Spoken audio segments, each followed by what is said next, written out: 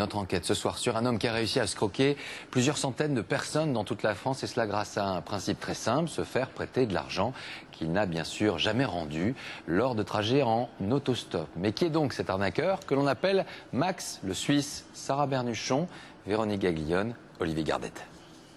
Il est devenu l'autostoppeur le plus connu de France. Son surnom, Max le Suisse, un escroc hors du commun. C'est une personne d'une soixantaine d'années qui a des cheveux blancs, qui n'inspire qu'au respect, quoi. Son côté magicien consiste à créer un lien en quelques minutes. Quand on s'aperçoit de la supercherie, on se dit purée, mais on a vraiment été trahi. Sa dernière victime, Jean-Marc Jetman. Il y a un mois à Nancy, il prend en stop un sexagénaire suisse en détresse. Très vite, ému par ses déboires, Jean-Max va lui prêter 200 €. Il vous aborde simplement pour savoir si vous avez quelques minutes pour le dépanner. Il vient de se faire dévaliser, c'est tout à fait plausible. Et il fait immédiatement sentir son côté très généreux et l'embarras dans lequel il se trouve.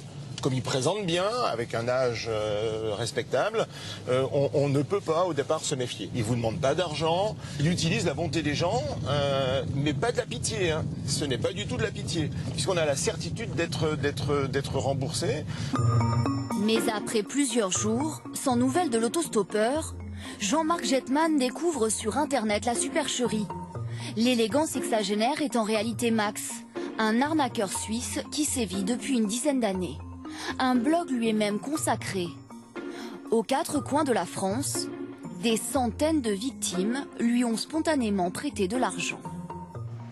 Pour ce professeur de dessin, c'était en 2008. Même scénario et même arnaque. Il était assis sur une de ces pierres et il a traversé au moment où j'arrivais. Il m'a raconté son histoire. Vol de voiture, complètement dépossédé, il n'avait pas mangé depuis 25 heures, il n'avait plus un sou en poche, il n'avait plus de téléphone, il n'avait plus rien. Je lui propose de lui prêter 50 €, et la seule condition c'est qu'il me les rende, quoi. Alain n'a jamais revu son argent et a décidé de porter plainte.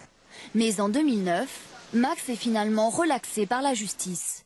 Malgré les plaintes qui s'accumulent au consulat de Suisse, aux yeux de la loi, l'autostoppeur n'est pas condamnable. Il accepte qu'on lui prête de l'argent. Donc, si vous voulez, de ce côté-là, en termes pénal, il n'y a absolument rien qui puisse donner lieu à des poursuites.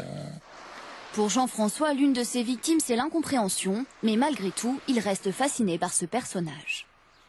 Il y a un grand respect de ce côté-là, parce qu'à aucun moment il n'est agressif, à aucun moment il ne demande quoi que ce soit, et puis en plus il est très intelligent, très cultivé, et puis il a une conversation, c'est un puits de science. Mais où se trouve Max le Suisse? Quelle est sa prochaine destination? Le mystère du gentleman arnaqueur demeure entier, pour ses admirateurs comme pour ses ennemis. Vous avez peut-être vu cette nouvelle